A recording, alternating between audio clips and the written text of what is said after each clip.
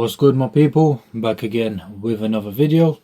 Just before I get into this one, as always, please like, comment, share and subscribe. So it's another how much height does it add video. Today we've got the New Balance 1906R. Love this shoe, man.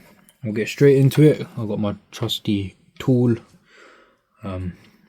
which I'm going to be using. I have to always try and guess like how much I should start from. I think this one, it's not got too much to it, so I'm just gonna do the whole like the whole midsole. I should do it like here, shouldn't I? That'll be a good bit to do it. So we just grab the caliper. So this bit is about 38.4 millimeters. Let's see if it's the same around.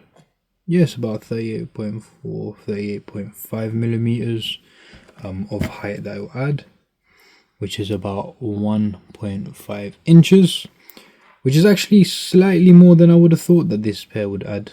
So that's quite different. So I'm gonna drop this line again. If you're 5'11" and you want to be 6 foot, these will get you there in no time. But yeah, I thought they actually added just an inch, but 1.5 inches, you know, you got half an inch of extra height, so you'll be over 6 foot tall with these on.